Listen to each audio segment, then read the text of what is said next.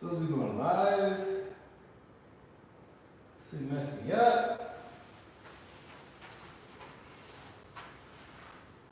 And now I don't see you live. Hello? Ah, there you go.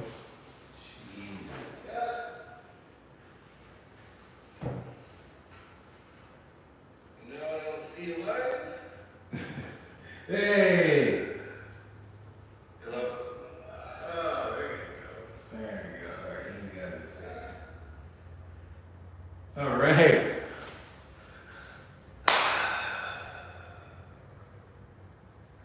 Technology. I consider myself to be tech savvy, but that was annoying. I don't know what happened. I don't know. So who cares? What matters is we're here. Did you do this? All right, let's wait a little bit, guys. Thanks for being patient. That took 10 minutes? Oh, time flies.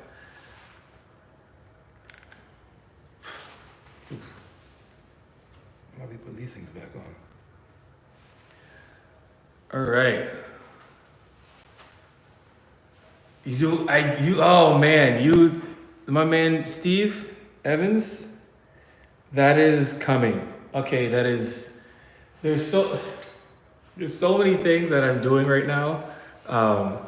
Not in like I'm not overwhelming myself, but there's levels to things. You guys know what I'm saying? Like, it's like building muscle, right? Like you want to put on X amount of muscle, it's coming. It just, you gotta put these days in first before we can distribute. You know what I mean? Like, it's coming, man. Appreciate it, man. So I thought that today, back in the gym here, and do a little session inside. So if you guys want to talk about training or whatever, or technique of some sort, let me know. I'm going to be reading some of these too as well. 11 months off, back in the gym. Always watch you. Appreciate you, man. Keep going. Keep going. I'm doing a video. What you don't need from you guys, to be honest, because you guys watching right now are the ones that control the success of my channel. When is the Shri versus Bravo versus happening? Tyson Paul. Never. I mean, never. I wouldn't mind. But I like John. And I'm not me and Greg, I don't mind Greg, you know what I mean? So, but I'm not gonna, if they want to fight, let's go. That'd be pretty funny. You give a charity, you know what I mean? I think it'd be pretty cool, to be honest, if you did like a charity event. I think a charity like boxing or MMA. I think a charity MMA would be absolutely dope. I'm saying like everyone gets, let's just say like, all right, we're gonna do it in, yes. I said that with confidence. Yes, I can. Let's say you did it like December, and it gives everybody a chance to go to their respected, say, maybe, dojos or academies or boxing or whatever it is to get prepared for it. Take that time, do some promo, and like have like, some kind of a charity, like we all agree on or something. And I think that I do it for sure. That'd be absolutely dope, to be honest. How to get a six pack? Any videos on that? You gotta eat. And it's tough because sometimes everybody's born with a six pack, right? It's just how it's placed on your body genetically is how it's gonna look. But everybody, if you look at this, look at any anatomy chart, look at the muscular anatomy of anybody, any chart, and you'll see that there is a six pack there. This is the only way to see that is a couple things. You have to be in a deficit, or like, not to be a deficit, but your body fat percentage has to be low enough to see abs. That could be anything between like 10 to 15%, right? I'm about 14%, and this is 14% for me right now. So that's, right? And you can tell my 14%, most of it's like back here, and then my quads, most of my back carries the most amount of fat. So when you want to like abs, it's something like, you have to get your body fat percentage low enough to see that. And then like train them as well too will help them look more pronounced, right? I'm not the Rizzler. I don't know what that is. I gotta get some of these terms, man, the Rizzlers and stuff. I had a question. If I do 3 sets of skull crushing, 3 sets of bench press, is that 3 or 6 tricep exercise? If you're doing 3 sets of close grip press, then yes. But because you're doing, triceps triceps are the secondary muscle in bench or dumbbell press. So when you're like this, right? So guys, look at this. So basically, where else are we looking? When we're pressing, when our arm is like this, in this orientation, right? We're doing shoulder adduction, right? We're adding the shoulder. All we're doing basically is, if you just chop off this part of the arm and our chest does this, right? The pressing movement is the added tricep extension at the end. So the triceps are the secondary, I would say, muscle of the press. But when we take the orientation of our arm to now here, now we're doing more tricep. Yeah, we're getting some chest adduction, but more so like in a flex position, because when our arm's like this, when the arm goes up, it's flexing, right? So it's doing shoulder flexion more so than it is shoulder adduction, right? So you think about get an idea here. Everything that goes further away from your midline is gonna be harder, right? So if I take my arm here, I'm doing chest.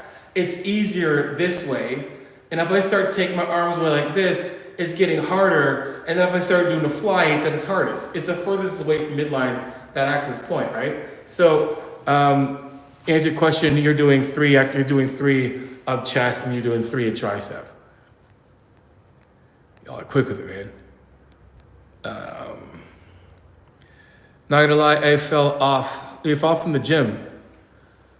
Good week on this lame, depressed type. No, man, I haven't been eating the entire week. Either gonna try hard. So it's okay to don't ever excuse you going through some shit and then dumbing it down and then making it feel like you shouldn't be going through whatever. It's very natural for us to go through any kind of stress, right? So it's your body just might need to go through that. Now I'm not saying that you should when you have trying times that we sit and sulk and then we just feed ourselves to a depression. I don't think that at all. But I definitely believe that we should take some time to acknowledge, why are we in this position in the first place? Everybody has those kind of stressors, dude. So it's totally fine for that. And the fact that you're acknowledging that, then you have the power to make a change from that, right? So don't beat yourself down already when you already beat down enough. Pick yourself back up, do your best, try to just kind of have some awareness of why you got into that place in the first place. And then try to make some, proper moves in order to maybe decrease those times happening again. If that makes sense. I've been working out for 6+ years. Heck yeah. Did legs 2 times a week. Why can't I grow them like my upper body? So a couple things. It's how you're training your legs 3 times a week, right? So if I would say let's just say I'm thinking that you're doing 3 hard ass leg days a week, not enough time to rest, right? Another thing too, it's genetics play a massive, role in how our body grows, right? And you have to think about too, now if you're saying your upper body's growing just as it's growing a lot, but my lower body's not growing a lot, you got to look at look at your family, look at your parents, and see what kind of body they have. Do you come from a family that has big legs? Because if you don't, you're sometimes, doesn't matter how much you train, you might have got to the max of that, what your legs are going to be able to carry naturally. So once you hit your natural peak in terms of let's just say my biceps when I was on peaked at 21.5, right? Right now they're I think 18-ish, right? So I can train as much as I can, I'm not on gear, not on anything like that. They're not gonna grow any more than that, right? They're not gonna grow further. There's no my governor of my car is back on when you're not on gear anymore, right?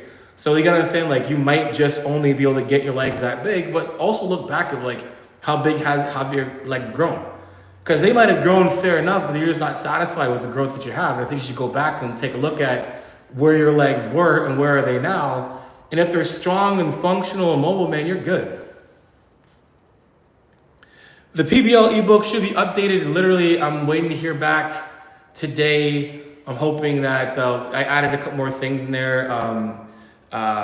Some like hyperlinks for the directory, a bunch of stuff in there. So I'm hoping I'll be back by end day. If not, definitely this week for sure. And I did a calf, the free calf exercise, a calf workout for everybody. It's gonna be free. It's gonna be on my site. You guys go there, sign up, take it. It's yours. That should be up by tomorrow, Wednesday, the latest. I basically write everything out. I write things, I create them, and then I get someone to format them. That's how I do it, right? Oops.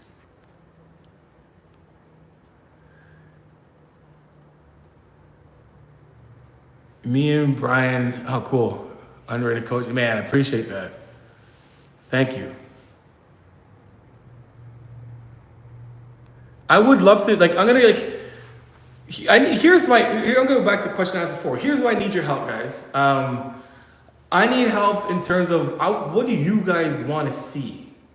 And where do you see, where do you get the most amount of value from content that I put out? Because a lot of times, it is my ear is to the ground. I'm listening, I'm watching, I'm reading the comments, and I'm always trying to make sure that I'm giving you guys enough, quality of valued content. But what is it you guys want to see specifically? I can do training workouts all day long, right? I do want to touch on there's things I want to do. I want to make sure I'm touching on nutrition, supplementation, mental health. I am a nutritionist. I'm a bodybuilder. I am a athlete. There's a lot of things that I love to get into that I want to make sure that you guys want to see. I can't feel my chest muscle. You can't feel your chest muscles. How? Actually, there's a thing I've been really diving into a lot more in training. I think you guys probably seen some of the video I'm putting out and touching on it now. I think there's a big part of this that we're starting to veer away from when we shouldn't. Now, again, when it comes to muscle contractions and when it comes to, the most amount of muscle hypertrophy, yes, lengthened, contractions is where we're gonna get the most amount of muscle hypertrophy. Meaning, guys, layman's terms, when you say chest, when the weight is being lowered to the stretch or the lengthen, that's when the most amount of muscle hypertrophy or expansion of the muscle is going to happen, right? But there still is the contraction at the top. And I find that when we focus a lot on this part, which we need to, it's hard for people to feel the chest when we're here. But it's easier for people to feel the chest when they're here and try to squeeze. Those old cues, pretend trying to squeeze a pencil in between your chest, right? Doing this. Doing that is basically shoulder adduction. For me to pinch this way, I have to squeeze. So I find that when you're pressing, to do more squeeze as much as you are stretching the top so you can feel both. Here's my analogy. When we squeeze the top, and that's going to be the harder part, when you get down to your almost your failing rep, it's going to be hard for you to get to that contraction. But on the way there, chill out, scare the shit out of me. On the way there, squeeze here, ride it down to stretch, drive it up, squeeze. And when you squeeze, you're throwing muscle into the chest, you're putting more blood into the chest. And then when you're kind of releasing on the way down, it's making that negative even more effective on the way down. Instead of kind of getting here and then coming right back down, I think you should try to get here, squeeze, and then come down, stretch. Up, squeeze, and come down and stretch. And I find that the squeeze contraction, the shortening contraction is where most people can't feel the muscle, right? It's when the lats are shortened, that's basically when we're back here, that's when you can feel the lats the most. You can't feel the lats as much when you're protracting and stretching the muscle out. We want to be able to do this and feel the lats come in and stretch. So I don't know if that makes any sense for you, buddy, but I would say, if anything, get yourself on a bench. You need something to do.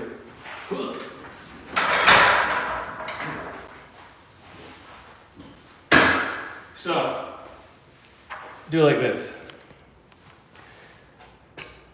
Find the easiest thing to do so you feel your chest. I'm gonna do this. Most of the time we're doing like, you know, bench press or pressing. Just go back to doing a push-up, right? Get yourself like in, you know, in here, right? Let me give you guys a little more of a view. So you can see that. Viewing. So what I'm gonna do here is, I'm gonna basically put myself like where my body should be in terms of doing a push-up, right? My chest is here, my arms are gonna be at the side. From here, I'm gonna be a little bit further, a little bit wider. You can see where I'm at, right? From here, oops, it's annoying. There you go.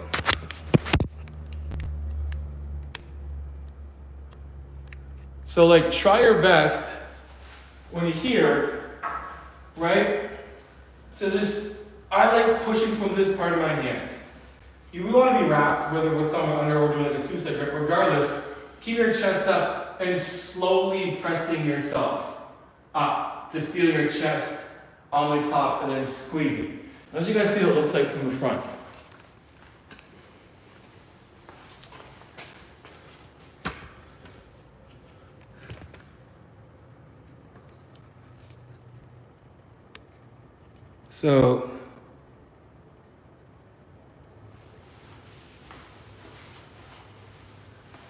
So if I'm like this, a little more.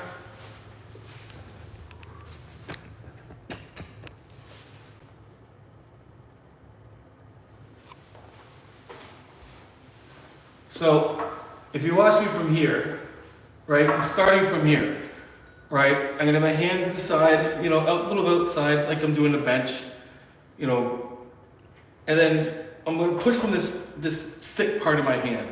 That's right directly underneath my wrist, like my two bones here, my radius and my ulna, right here. You're strong. Any martial artist here, punching from here, you know, stiff arming, that's where we get a lot of our strength from here, stability-wise, or like it's very firm and strong. So here we want to push. On the way down from here, if you watch, chest is gonna stay up. I'm gonna slowly push. You see what happens? Like when I press from like that part of this meaty part of my hand, immediately you can see my chest is staying on. And I'm gonna connect from this and I'm gonna push up slow.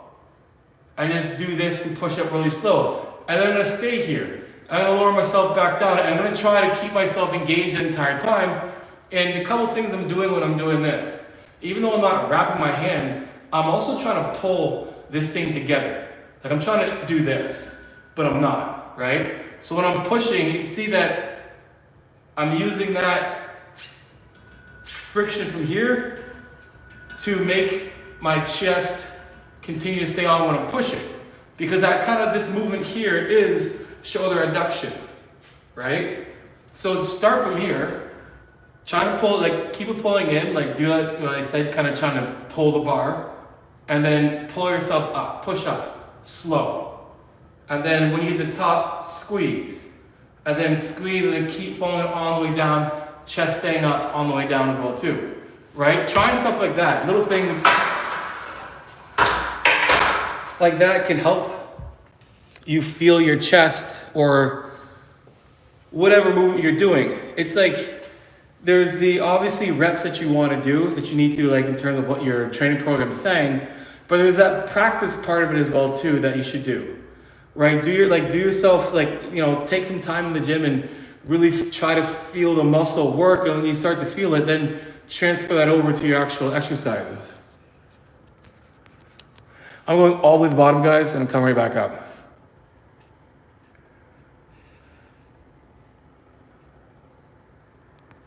All right, I'm doing 2 exercises per muscle group.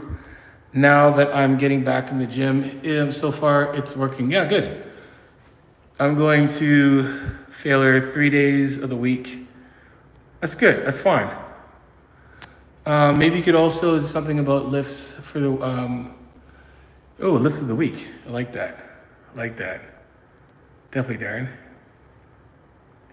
Johnny, is it good fasting 12 hours a day for 10 days? No, honestly,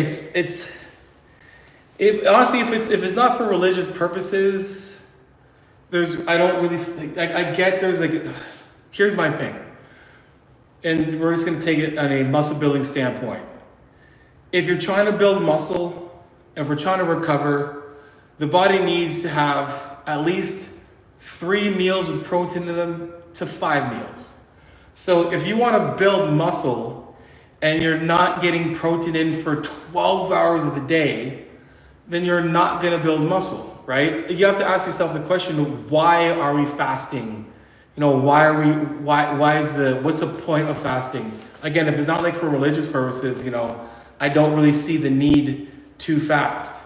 And, you know, if it is for religious purposes anyway, the gym isn't the thing to focus on in that time of fasting. That's your time for prayer, fellowship, you know, meditation and whatnot. So, you know, that's just my thing when it comes to, like, and again, it comes to like building muscle. We have to go back to like your principles of hypertrophy.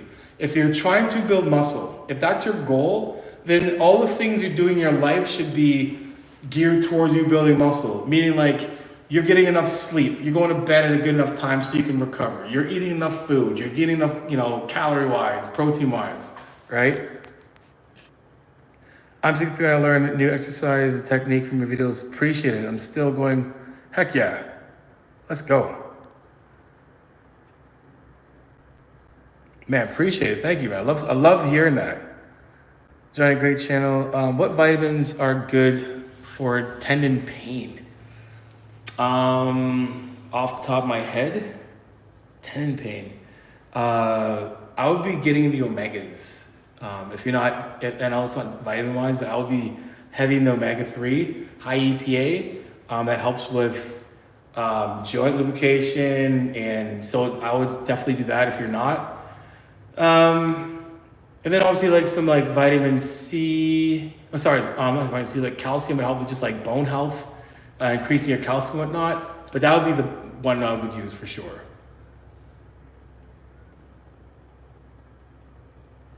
Can you still eat all the foods you need while eating intermittent fasting? So I intermittent fast before. Like I've tried all the diets that are out there. I've tried them for my own sake and just for, you know, just experimenting. And what I found with intermittent fasting, and I could just be speaking for myself, when you go to that, you have your window to eat. It's like it was very easy for me to eat bad because I wasn't going to be able to get in the calories I needed to from whole foods. That's a lot. Like it's like when it comes to, you know, it's a lot. It's a good amount of food. If I'm eating like, you know, 4,000, 4,500 calories in a window, it's hard. So it's like I'll eat 3 and then I'll have, you know, Ben and Jerry's and Oreos, right? So I found that a lot of times when it comes to that's a lot of the mentality that happens is that, you know, it's intermittent fasting. I get to eat whatever I want to in this short period of time because I'm in my calorie range. And that's what I see that happen a lot. I think that nothing beats a whole food, you know, nutrition, you know, with your macronutrients that are evenly, you know, distributed throughout your day. You know, nothing beats that. Like, and it doesn't matter if you're, you know, vegetarian or vegan, as long as you're getting your protein, carbs, and fats within at least 3 to 5 meals a day, making sure you're eating enough fiber, making sure you're eating enough fats, making sure you're eating enough protein. That's all that really matters in the end, to be honest. Like you can do that and you're fine. Like it's not, like, I shouldn't say it's not rocket science because like it's hard for some people to get that concept of it's really, the fitness industry has made it very difficult for people to get the concept of just eating regularly with, like I said, proper amount of protein, carbs, and fats.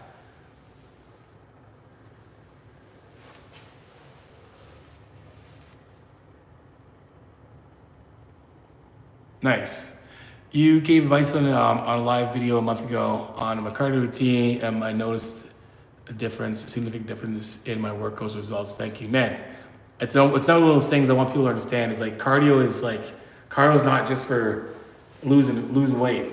You know, it's one of the really great tools for losing fat, but you want to increase your overall output. You're in the gym.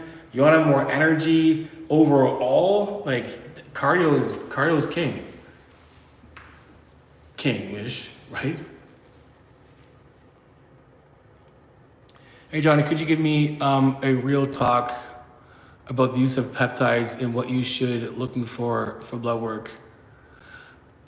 I'm not sure I understand. Me either. Joking. So there's like, it depends what kind of peptide, what you're trying to do. Now, like, I'm always gonna look, if you're getting blood work done, number one, if you can get a full panel from your doctor. Here in Canada, it's pretty tough. Like, unless in Canada, the doctors like say, like ask, like needs you to look up your IGF and your all that stuff, we never really see it. But if you can actually go to your doctor and get them to give you a full blood panel, and they can see what, I would say, what deficiencies there are, and if the result is you need to increase your overall IGF-1 or whatever, then that's the case. But I find that, peptides along with SARMs is like the gateway to steroids. Like those who don't want to do steroids, they're doing peptides, they're doing SARMs. And it's like, why are we doing them? What do we need them for, really? You know what I mean? Like there's obviously like stuff like, BPC 157 and TV 500. And I've used those before for elbow pain, knee pain before. And it worked, but for like muscle building and fat loss, I find that we just gotta just do the hard stuff. Those things do help, but they're eventually like, you don't want to get into the gate of that because they become like, you become dependent, right? My advice would be like, get your body to the best that you can get it naturally. Absolutely. Do all you can to build as much muscle as you can, that your body can, in terms of like making sure you're still like mobile, your cardio is good, you max that out. And then if you're still at the point where like, hey, I want to venture into that, then, go that route and, make sure you're doing what the doctor's advice. But when it comes to, peptides, number one, like it's hard to get real peptides, right? If you're getting IGF-1 and you're paying like $20-$30 for it, it's like, I wouldn't trust it, right? So that's my spiel on that. All the way to the bottom again, guys. Sorry. If you got questions, I'm going back down to the bottom because I missed them. So guys, ask other questions and go back to the bottom again. My bad, guys. I'm trying my best to keep up with you. So can you say something about dumbbell single leg? Oh, how important is this exercise? Are they better than alternative? So you really, like, it's a good question though. Every exercise, let me tell you this, like, it's almost like you can almost say the same thing about like diets, right? What's the best diet? The one that you can stick to. What's the best training? Like I'm doing a coaching up on Jeff Nippard and Jeff Nippard's collab with Will, and like the best, exercises for each muscle group to build muscle. And a lot of stuff is science backed, and I get it. But there's always a component of this entire journey that is very individual, very, very, very individual. And I've made a lot of cracks and jokes about waiter curls, right? And I understand waiter curls have their place. I'm not jogging on them. I'm just giving you an example, right? Like I'm not gonna do waiter curls. I don't want to do waiter curls. I'd rather do another type of curl. But to the other person, a waiter curl could hit them just like it hits me and my favorite, bicep curl, right? So when it comes to like single leg dumbbell RDLs, are they better than your regular, bilateral RDLs? I would say that they have their place. I would say that saying one is better than the other is false. I think that having them both in your arsenal, I think, is very important because number one, you can work on bilateral movement, meaning like, right, if we're doing,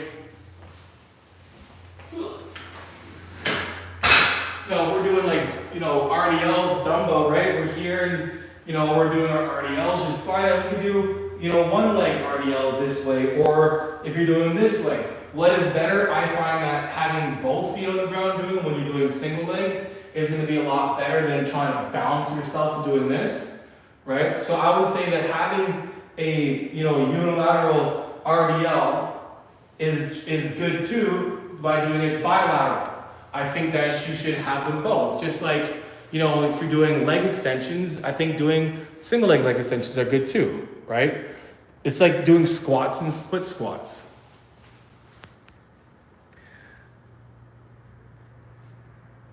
Listening to a lot of Taylor Swift help, I missed that one. Let me try and go back up a bit, guys. Sorry about that.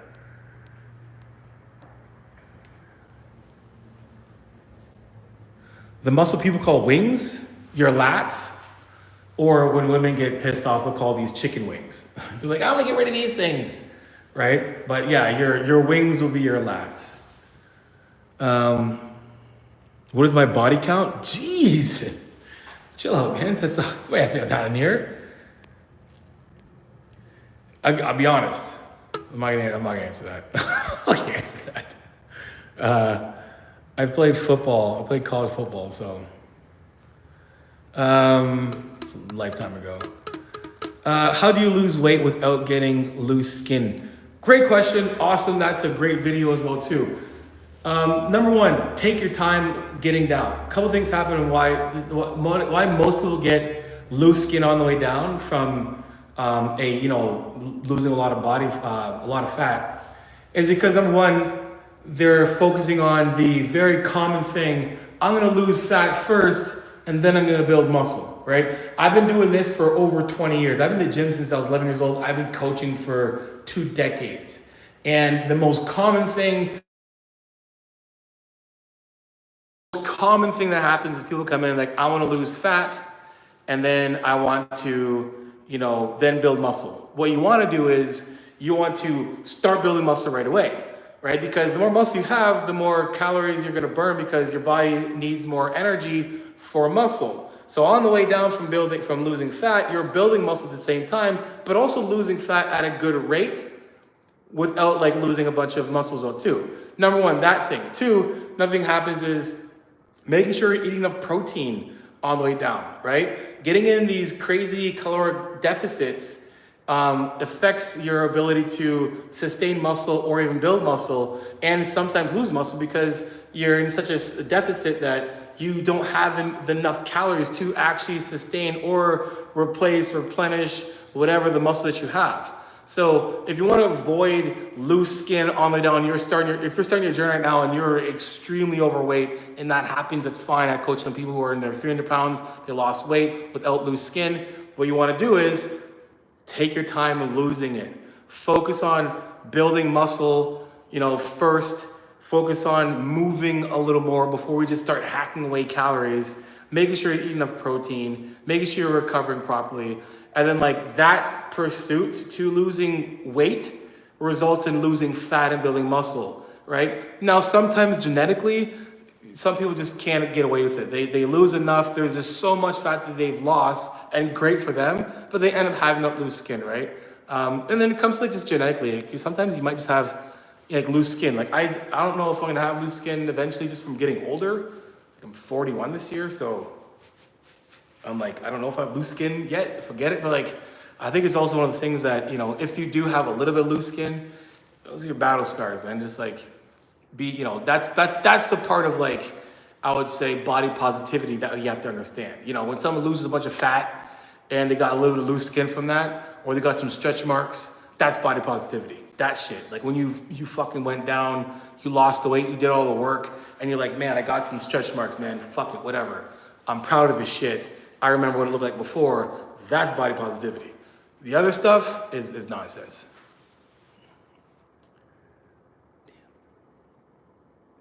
How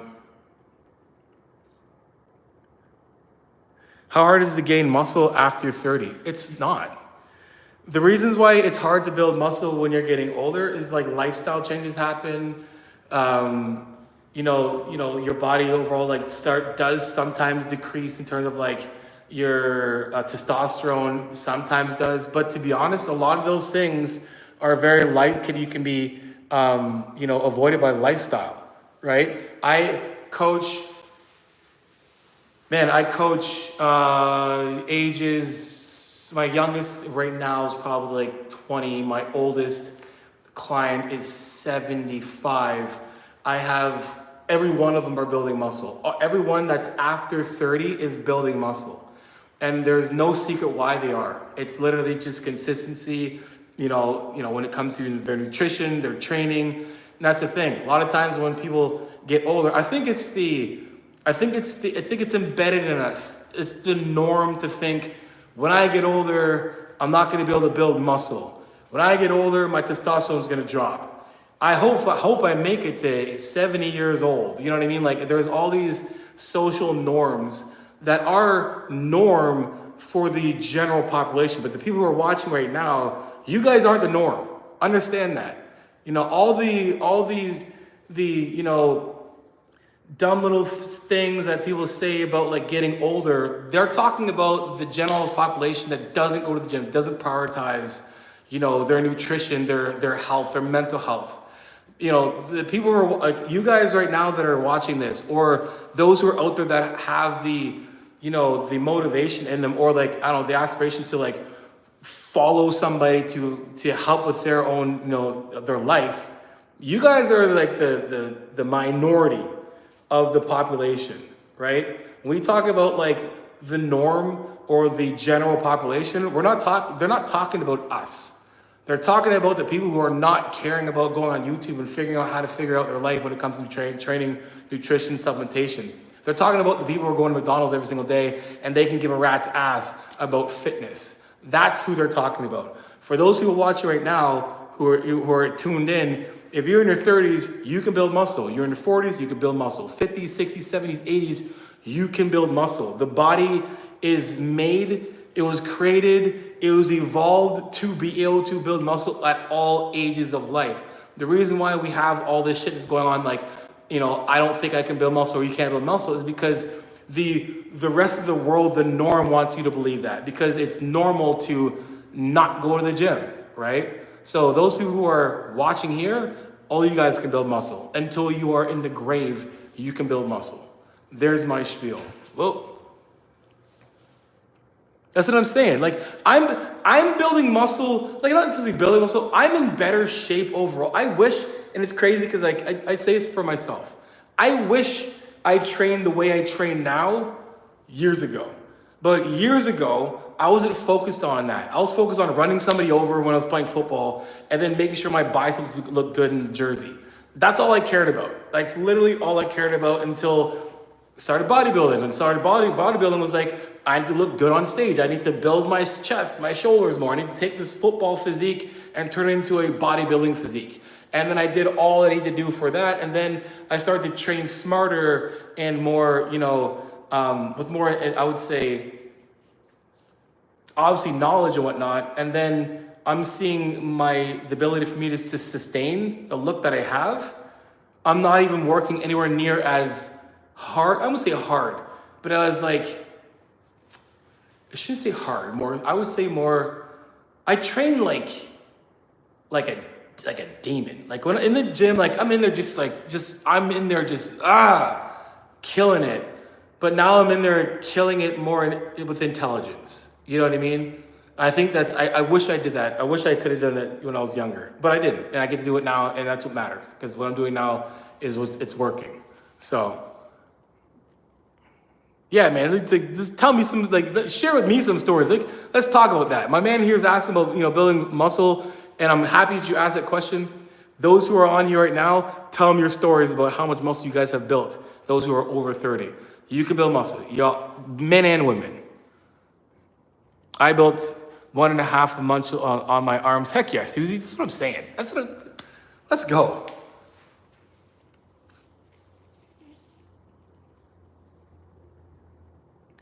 Oh, I've done creatine, Pablo, and it put more of a strain. Why am I bending over like this? There you go.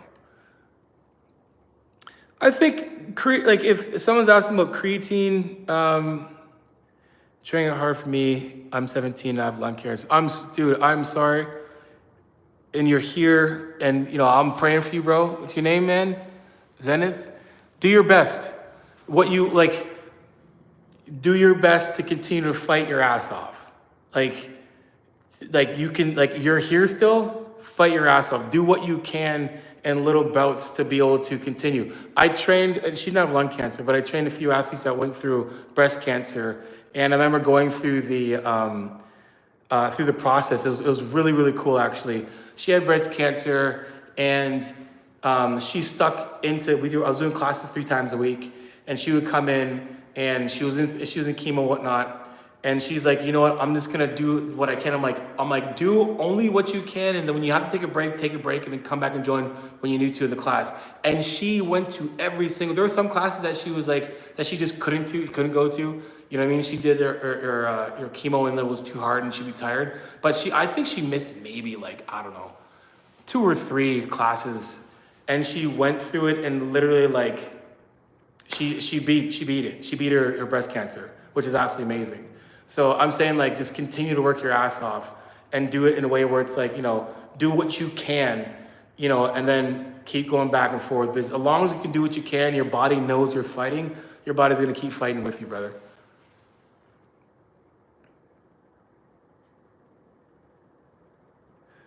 I first went to the gym at 31 and found out I was genetically gifted. I looked great. I'm happy to get back into it. We can definitely build muscle. I was very serious. I tracked and wrote everything. Yeah, heck yeah. There's a lot, and that's the thing too, man.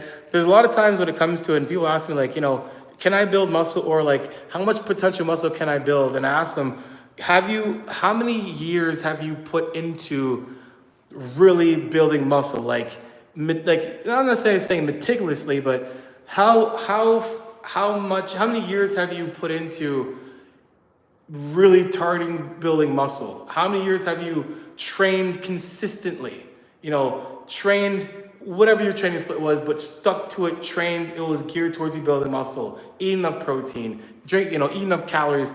How many years have you done that actually for? And that'll kind of give you an idea of how much muscle that you can build or how much more muscle you can build. Because if you're saying, some people are coming to me and like, hey man, I've been in the gym for like a couple years now and I'm just kind of figuring it out. It's like, you probably have a lot more muscle to build. You definitely haven't been at it long enough for you to actually know if you've been building that much muscle at all. So when you look at those things, like consistency is like massive in that, right? I'm 38, I'm going on 39, heck yeah, in 2 weeks. I achieved my best physique in my mid-30s when I moved mostly, yeah, man. And it's just gonna evolve even more. The older we get, the more we're gonna evolve. And it's like, it's crazy because like we all know, like anyone who's my age will understand this. No one could tell us anything. Like no one could tell us anything when we were younger. I remember hearing the same shit that's coming out of my mouth to some younger guys right now. I remember hearing that when I was younger and being like, I wasn't hearing it, right? Things are gonna change. And it's gonna change very naturally. The older we get, we start realizing things like, you know, I like looking good, but I wanna be here a lot longer. The older I get, the more I look at myself and like, I like the way I look, and I wanna be able to look good and feel good for even longer, right? So everything I'm doing in my life is geared towards, I wanna be here as long as I possibly can. I gotta see my daughter graduate. I gotta walk her down, you know, it's a long time from now, but you know, that guy better be good. But I gotta walk her down, you know, the aisle. I need to give her away to somebody. I will never give her away. But you know what I'm saying? There's things I wanna be able to do, and I wanna look good and feel good doing it. I don't wanna do that in a wheelchair. And there's nothing wrong with those in a wheelchair, but I wanna do like, you know what I mean? Training for me is something that is gonna be forever evolving. And when I train other people who are in that age demographic that are older, like the clients that I have that are in their, like it's motivating as hell with me. When I program for them and I see, I got one client, Brian, he's 63, and his form is, when I coach, all my clients send me in, my athletes, they'll send me in on True Coach, their form. And they'll send me videos of the workout. I tell them to send me in like at least like one hard set from each exercise, or send me your first set and your last set so I can compare and whatnot.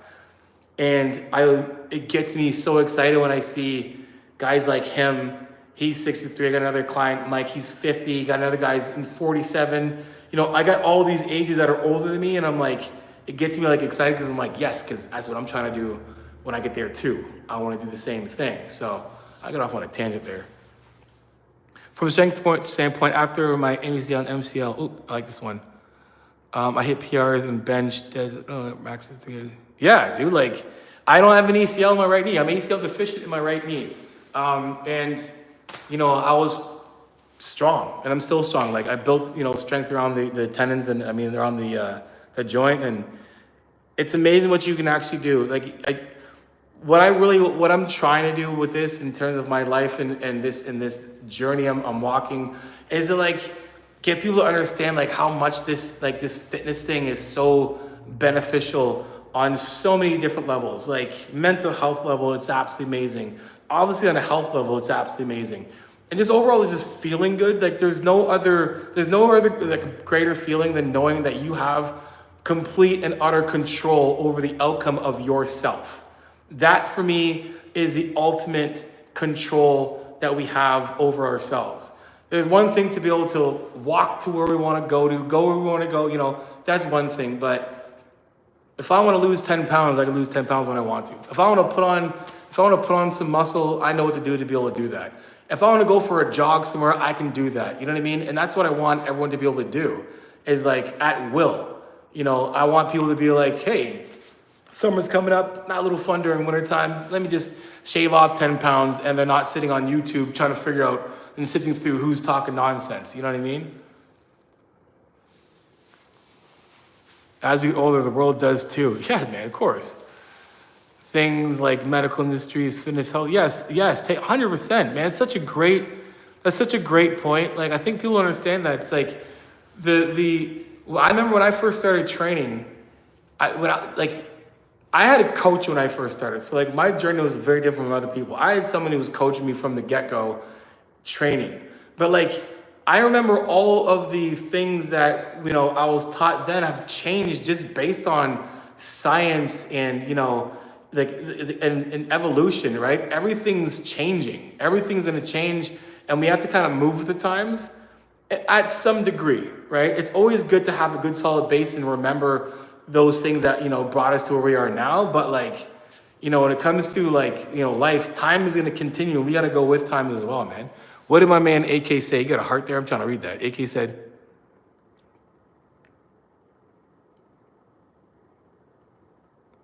how much muscle can someone lose if taking a 1 month break? Awesome question.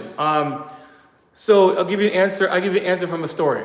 So over COVID, I remember, man, I just got canceled. Over the pandemic, I remember back in the day, me and another guy, you guys know, Greg, whatever. We were looking at, we were just talking about like, what's sustainable? Like, how much muscle can people lose at XYZ? If you don't train whatsoever, you don't do anything for a month, and you eat enough protein, carbs, fats, enough calories and rest, you won't lose any. If you don't do those things, like if you're eating less food, and you're definitely gonna lose. Now, you can also like say like you took a month off the gym, and you did like a couple, you did push-ups here and there, you did some air squats. You only really need to do, I think that's like 10 to 20% of your workload to just maintain the muscle you have. Like if you just did that, like if you had to train, that's all you need to do. But if you're eating enough calories and not, you don't train for a month, like you're not losing any.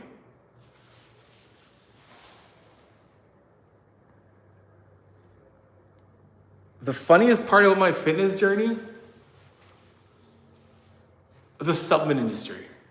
It's not really, I wouldn't say it's like super funny, but like how much that has changed in the like overall. I remember when creatine came out. Like I remember creatine came out in this like, Mark McGuire was like the biggest sled at the time when it came to creatine. He was jacking home runs left and right. Little did we know, my man was sauced out of his sauce at the gills. Either way, I remember going to my first bodybuilding show I went to. I only went to the expo because I didn't really care about bodybuilding. And I got some of this creatine because Mark McGuire was doing creatine, and it was just a monohydrate. And there wasn't any a mix. It was just like creatine. And I remember I drank that shit every day, and I put it in like water, and I would just drink it. I would have to choke it back. It was the nastiest thing ever. This is like before they put it into they mix it into like actual drinks. Nastiest shit I ever had in my life. But I drank it religiously because I was gonna get jacked like Mark McGuire. Anytime, man. How shoulder compression in bench press and ladder raises? Ask that again. I didn't get that. Yeah, man. Heck yeah. I'll be 41 in 2 weeks. Yeah, happy early birthday. And fully, yeah, man. Heck yeah. It's so much. Guys, you just gotta understand. And I know I'm preaching to the choir, but we're on this planet we don't know, right? We don't know when you're on this planet till. But what you can do is like every single day is like a legitimate blessing that like you can change your life around in a day, right? It's gonna take steps if you have to, but like if you haven't been in the gym in a while and it's like, yo, I wanna start, man, start. You can always start. Every passing second is a chance to turn everything around, man. And I think that, when you just like think about how much power and control you have over yourself, you can make some absolutely amazing changes. All you gotta do is just stick to it and do your best to stick to it. And another thing too, if sticking to it's hard, you're trying to commit and you're trying to create good habits. If you fall off 1 or 2 days, it's not the end of the world. That is okay. When it comes to like science back, when it comes to creating new habits, there is this it's like 66 days to like almost like 220 something days really to create habits. It's individual. But if you do, if you're on your route and you're doing good and all of a sudden you fall for 2 days, it's actually not going to affect the outcome when it comes to you actually creating that habit. So if you ever do fall off for a day or two, don't I might as well just quit. Just continue. Your body is still on the path to creating that habit. An hour. My workouts are an hour a day. If you guys watch the videos in the morning when I send you the video that I do with Carolyn when I train here, my day basically is I wake up in the morning around 4:30 and then I get here and we train for an hour. She has an hour session, I train with her. And then I train her husband after that, and then I go home and start my day.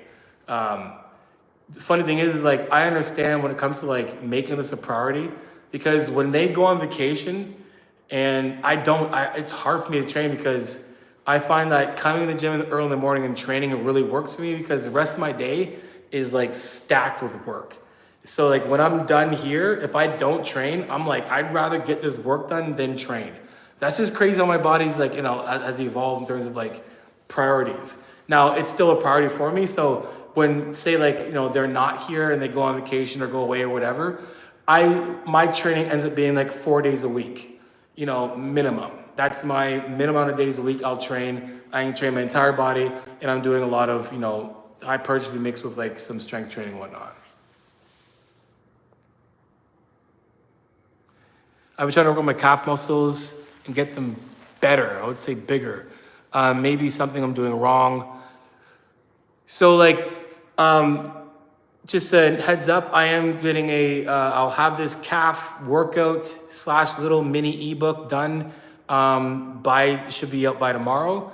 And it's free for everybody. It's absolutely free. Here's the thing. Biceps are like calves and forearms, right? You either have the ability to build them or you don't. Meaning they're just gonna get as big as they're gonna get, and that's just all you gotta get. And like my kid says, you get what you get, you can't be upset. But you can do your best to get them as big as you can. But you have to understand too, it's train your calves to get them bigger is one thing, but train your calves to help with everything else is another thing. When it comes to healthy leg and whatnot. That's why I'm building a calf workout plan for you guys all to have, because I find it's very important to have, and it's not in any of my 3, 4, 5 day splits. So I'm let me create one for everyone to have for free. Either way, don't give up on it. Just continue with it. But again, it's one of those things that it just might not get as big as you want. Look at Ian Valera. He's a good example. That's a top level Olympian. There's a lot of, professional bodybuilders who do train their calves hard. I know they don't skip calf day because they don't think they're getting judged. I know some amazing world-class Olympians, Arnold Classic champions who have small calves. And they're geared up as well too. So it's like, sometimes, you might be genetically gifted in the other department. Might be genetically gifted in the chest and the shoulders. For me, like I don't train forearms hardly. I just have forearms. They're not that big, but they're good size. But for me, my chest isn't a genetic thing for me at all. So I've been trying my hardest to build my chest since I've been bodybuilding. I've been focusing on like this part of my chest for over a decade, right? That's been like, when I train chest, it's like, I need to work on this part here. So when it comes to your calves, you gotta be the same way, What? No. How to gain muscle at home? I'm sorry. No, that made me laugh. That was good. Muscle, train your calves with much emphasis. Yeah, of course. Yeah, you like just 100%. Totally agree. You just gotta train them. You're gonna get growth, but like I said, it just might not grow as much as the other muscle groups that grow probably faster. I do take creatine. Blue Nutraceuticals, Createc. It's creatine. It's our version of creatine. It's a monohydrate. It's great. It works. Remember, creatine is not just for your muscles, for your brain as well too. It helps with the cognitive health. So remember that. Can getting back shots train your back? I'm not trying to, I don't know what that means. Any advice to maintain thighs, because I don't want them to get bigger. I want everything else. What? Any advice to maintain thighs? Because I don't want them to get bigger. Okay. Just don't train them any harder. Right? Like when it comes to progressive overload, just don't progressive overload them. Just go into get a good pump and that's it. But for me, I haven't gotten any bigger. Like I've lost muscle.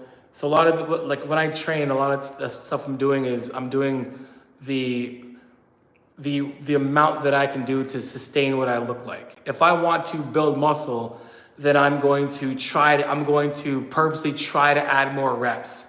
I'm going to try to add more weight to build more muscle, right? So if you don't want your quads, let's put it this way. Let's say like you normally go to the gym, your quads haven't got that big forever, and you can say squat 225. You don't go over 225 for 10 reps, right? You just do enough, you kind of use squats as a good exercise to help with your range of motion, getting all the way down and back up, and just, keeping your body and your hips healthy, right? And then, so don't add weight, don't add reps, and you can maintain your thigh. Now, if they keep growing, you got genetically freak thighs. Ashwagandha is great too. Anything really. Anything that's going to help with stress hormone is going to help you overall, right? Building muscle, anything that's going to decrease your cortisol is going to be beneficial if it's legal. And, I shouldn't say anything, but yes, ashwagandha is great to use, 100%. How to position your shoulders in bench press and ladder raises. Easy one, I shouldn't say easy, but think of, I'm gonna put my hands like this, shoulders back and away from your ears. So almost like round them up, back, and then down. And then if I do a press, I'm doing ladder raises, but guess what? My shoulders are back away from your ears. Actually, what I wanna say here is, understand this, and it's something I'm trying to drive to my clients all the time. Every movement you do, every single movement you do will be to the tune of this posture. Your posture should look like this for everything, right? My chest is like, I always make a couple cues. Pretend that you got a hook on your chest and someone's pulling you up like that, right? You can do the same thing by just, shoulders back and away from your ears. Like, open your chest like this is gonna naturally keep your lats engaged as well too. So when we're doing like bench press, I should look like this, right? I should look the same when I'm pulling, right? I should look the same if I'm pressing overhead or squatting, right? Like everything I do should be, even when I'm doing deadlifts, same idea, like at the top I'm here. So you always want to be in this posture for everything, your torso, right? Everything in your body, your arms and legs are just an extension of your torso. And you want your torso to be locked in, right? Shoulders up, chest up, shoulders down, basically, lats engaged, and then engage your core. And when I mean engage your core, it doesn't mean suck your core in. Engage your core means someone's gonna punch you in my stomach, right? I want that to be engaged when I'm lifting. I don't wanna suck in, because if you suck in someone punches your stomach, good luck.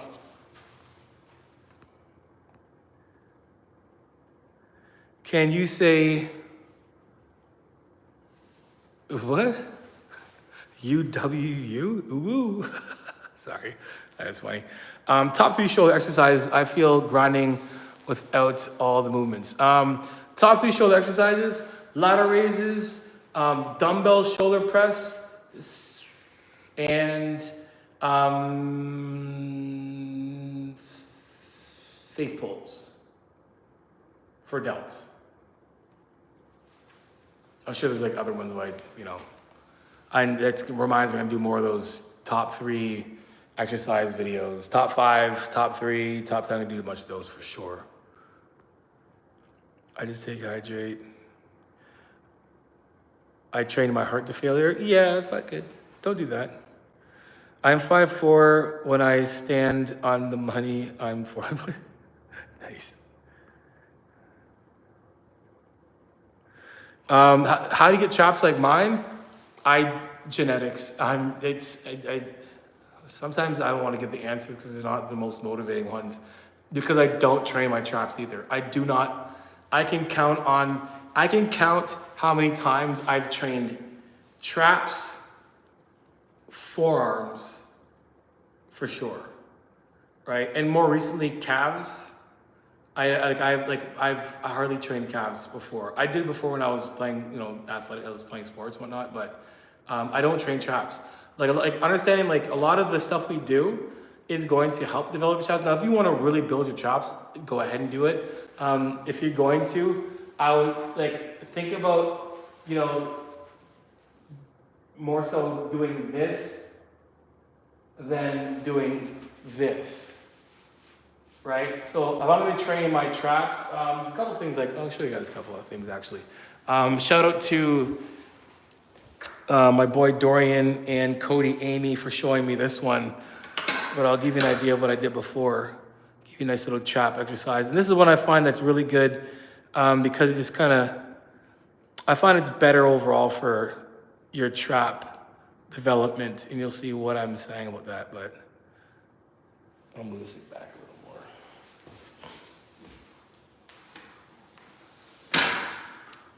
Right. Okay, you guys can see? Cool. I'm gonna give you guys a cool little trap exercise you can do. Don't worry about the handles. I got a bunch of different handles here. They're all good. If you got normal D handles, you're fine with using normal D handles. I'm just gonna leave these on. So there's you don't want to do like a tricep. This is what I gotta give credit where credit's due, because they showed me this and I was like, I actually like this. If I was gonna do traps, this is how I do it mostly. So I'm showing you guys this. First things first, I'm gonna put that better. So from here, I'm walking out. So I'm gonna start my first basically like this, right? So I'm pulling from here to here, right? I'm pulling here, squeezing and letting it all the way out. Squeezing and letting it all the way out. And I'm not bending my elbows either as well, too, right? So I'm staying, my hands are basically neutral.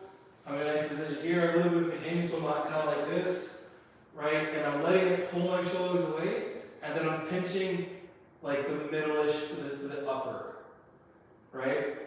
And then I'm gonna walk into it, and I'm gonna start pulling to here, right? And then I'm gonna get a little closer, and then I'm basically gonna pull to this side. And if this was a little lower, then that's what I do. But so there. So basically, you're starting from here, and we're getting like scap We're doing protraction to retraction, and then we're walking a little closer, and then we're getting a little higher up. So protraction again, retraction, so we're getting a little more elevation. Then to the side, we're doing elevation right from the side. I found doing that was like, I got the sweetest pump, and it felt really good. And it felt healthy on my, it just made more sense in terms of like how you pull. If you're gonna do trap exercises, I find it's better to have, pulling from the side, like with a dumbbell or a hex bar, than having your arms in front this way and then pulling here. It just doesn't, it's just not as, I would say, the biomechanics aren't as optimal as being here and pulling this way. There's a freebie.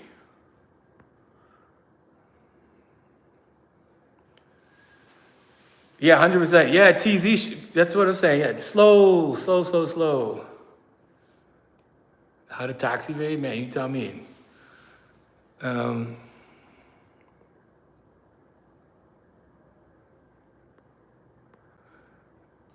many sets per week per muscle group is best? So it's like I would say between 10 to 20, it's like science says. I would say the more advanced you get, the less you have to do. But I think anything between like 10 to 16 is more than enough. Hard sets twice, and you're gonna get both muscle groups done in a week. So I would say I think 10 to 16 hard sets a week, not just sets, hard sets, right? How do you deal with shoulder impingements? Mess up mine. So I'm just kind of getting through shoulder impingement. Number one, what I did was I rested it until, because it was actually bugging my range of motion. Even right now, there's a little bit of a pinch here. I have a booked appointment for April 8th. So up until then, I've been doing little things to help with like my shoulder. So I will do pendulums with like a dumbbell or kettlebell like this. I'll do a little bit of range of motion. I'll do overhead passes with like so here. So I'll do like stuff like this, just kind of working on mobility. From that, it's kind of moving the joint around. From there, I'll take like a dumbbell, like I said, do pendulums like this or kettlebell, back and forth, just kind of work the joint. And then once it's getting to a place where it's not really affecting like strength-wise, then I start to load it like very slowly. And then, like I said, the end of that is I would have already been with a massage therapist or osteo if I could have seen her earlier, if I could have booked an earlier appointment. But that's one thing to do for sure, is like don't have like impingements or some type of like ailment somewhere in your body and just try to work your way through it. Go see a massage therapist, an osteopath, PT, someone that's gonna help with, help with whatever the localization is and like fixing that from that standpoint. But then make sure you're doing the things on your end, like your own mobility, your own tissue work, yourself to help with that. Are hammer curls necessary? I would say yes and no. I would say working your brachioradialis is necessary. Because hammer curls are going to obviously work your biceps, but they're also going to work your forearm as well too. And a lot of times when people have like elbow issues, tennis elbows, because they have overworked bicep and very weak forearms, right? So I would say working, both, I would say doing hammer curls or reverse curls do help. If you're going to train your bicep, make sure we train the entire thing, right? Currently ending my bulk, specialize in quads, triceps. What to avoid was doing 5 to 7 chest, 4 to 7 quads twice a week, knocked quads down, and added them a day to speed up training. Yeah, that's good. What are some machines / benches you would consider great addition to a home gym?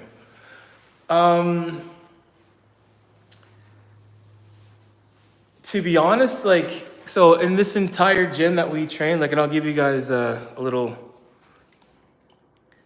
And then I gotta take off. I got a bunch of work I gotta do, and I got some videos to film. But so I order all this equipment.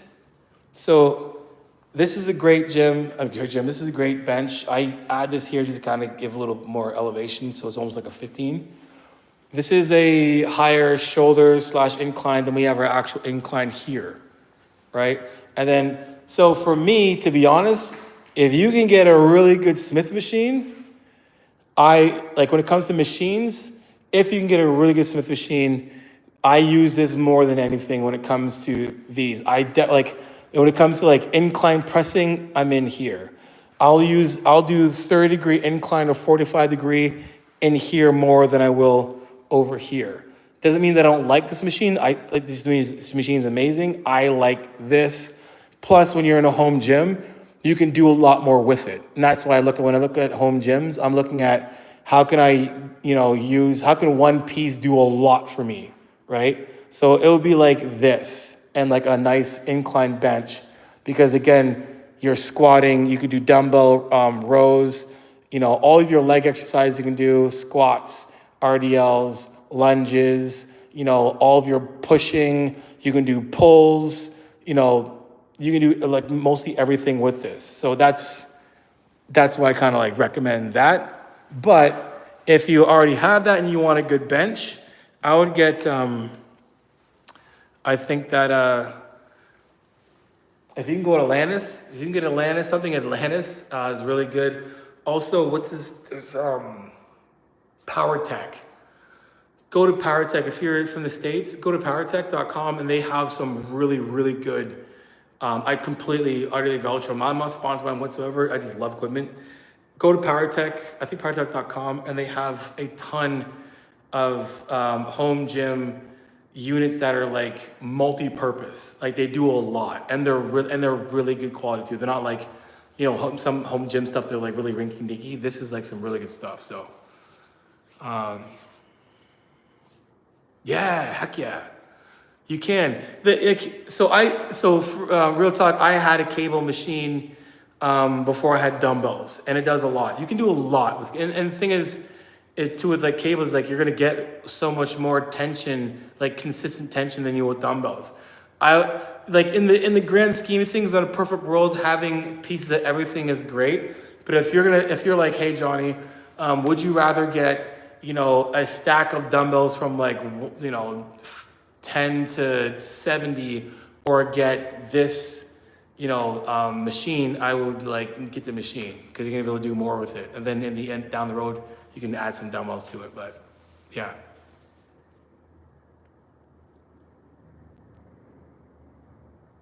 Des Ford, okay.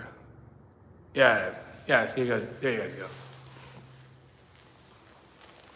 A beginner home gym, I say it would all depend on like budget, but like for a beginner home gym, I would say that, getting a good quality, rack, or if you couldn't get a multi-purpose rack slash, it's a rack that has the Smith machine as well with it, is really good. And then, a bench that can go from, flat all the way up to the incline to, shoulder. I would say if you could get a Smith machine, but like, say like a rack that has a Smith machine attached to it, would be great. Or if you can get, like I always said, if you had to pick between all the things here, if I was like, hey man, I can only pick a few things, I would grab a bench with this and handles, and then work your way from there, right? And then, if you can eventually get some like, dumbbells for like, or kettlebells, to be honest. But if I can only pick a couple things, in my house at home, I have a version of this, not this, but I have a version of this, and it's a really good pulley. I have a rack like this. And a bench. I have plates and a bar and a couple kettlebells, and that's all I have in my house. So when it comes to like, that, I would say like, especially when it comes to beginner, and the reason why I don't say like kettlebell, like dumbbells, when it comes to beginners, I can kind of give you a progression of push-ups. Beginners should be learning how to use their body before they use any kind of weight, right? If I get someone fresh out, never trained before in their life, I'm not loading them with anything whatsoever.